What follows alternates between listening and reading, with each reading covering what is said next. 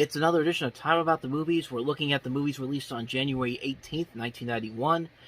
And like I said last time around, we're going to split the new releases this week into two separate shows. So we're going to have 3 releases this week, 3 releases for the next week. And that's because nothing's coming out the following weeks. So I decided to put 3 of the new releases from this week into the next episode. So we're going to focus on the big 3 new releases this week. And we're going to start it off right now with John Milius's Flight of the Intruder, starring Danny Glover, Willem Dafoe, and Brad Johnson.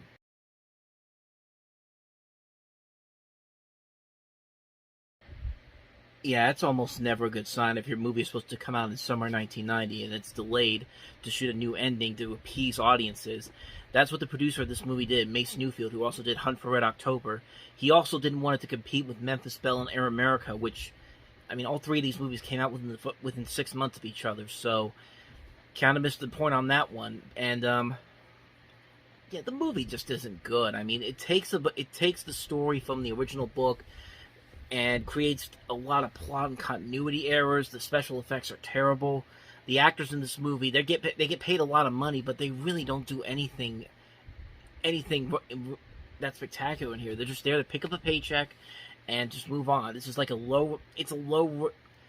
it's a bad movie. It's a really bad movie. I want to say it's a low-rated Top Gun knockoff, but you've already had several Top Gun knockoffs in this past year alone, with Navy SEALs, and then Firebirds, Days of Thunder, and now this. It just doesn't work. It's a movie that just doesn't work. You never get into these characters. You never get invested in the situations going on. You never get interested in the fight sequences or the action sequences because they're so cheap and lazy. And for a $30 million movie to be this cheap and lazy in 1991 it's just unacceptable. It's just like, yeah, I expect a lot better from this. It's just like, this is just one of the reasons why January is known as the dumping ground of movies, and this is exactly why. This is one of those movies that looks so cheap, so lazy, it just fails on so many levels. So that's my thoughts on Flight of the Intruder. Let's go ahead and move on to the next movie, which is Disney's White Fang, based off the book by Jack London.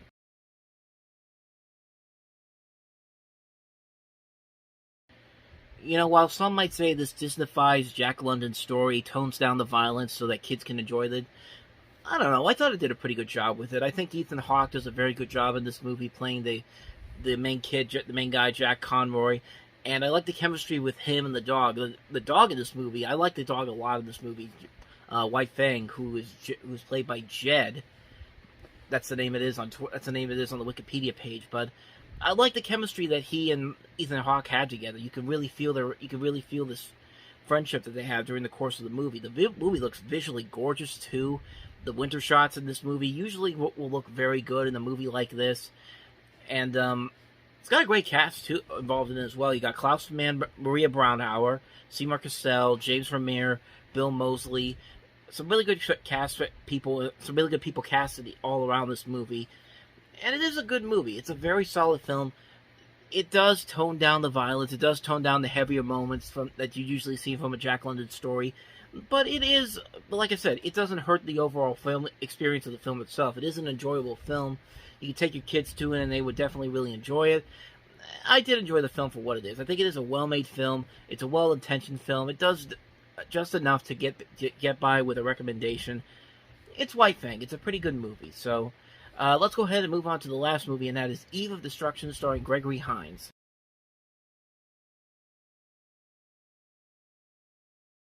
And the award for the single stupidest casting decision ever made, Gregory Hines as Colonel Jim McQuaid in Eve of Destruction. I mean, wow, this was bad casting all around. Not for Gregory Hines. I mean, Gregory Hines has proven he can be a really great actor. He's been in stuff like Wolfman, The Cotton Club, White Knights, but he's just poorly cast in this movie. You have him going up against a robot antagonist, and you just don't buy him as this character whatsoever. But it also doesn't help that the movie is complete and utter stupidity. It's one of the stupidest things you can ever see because it takes what should be a simple idea and turns it into such a terrible knockoff of it's basically a female Terminator, but without any enjoyment or anything remotely exciting about it whatsoever. This movie can't even promote itself right. When they promoted this movie's release in 1991, They literally did a TV spot where it was nothing but a rap. A pointless rap that has nothing to do with the movie itself, and I am not kidding about this. Yeah, they had no idea how to sell this movie. A marketing executive looked at this and said, I don't know, just put rap music on it. That's what the kids like. Here, I'll write a rap and it'll take 5 seconds to write. Here, just go. Let's get this over with. It's just like, they had no idea how to sell this movie. They didn't want to sell this movie. They just wanted it to come out and then just go away. And unfortunately for them, that's exactly what happened. This movie bombed, and you could see why. It's a stupid premise. It's bad casting. It's a bad way to market your film. So why even put the money into it? Honestly, that's all I gotta say about this movie. I mean, Eva Destruction, it's just, what more do I even need to say about it? It's a bad movie altogether. And on that note, we're going to wrap up another edition of Time About the Movies. Like I said, next time around, we'll look at the 3 other films that came out this weekend: Rich and Died, Cadence, and Men of Respect. 3 movies I've never heard of either, so this is probably going to be a very short episode coming up next. So look forward to that, and then we can get to February after this one. So thank you guys for watching, and as always, if you want to see more videos like this, check out the playlist on the next page, check out the previous episode, and I'll see you guys tomorrow for the next new episode. So thank you for watching, I'll see you next time, and until then, take care.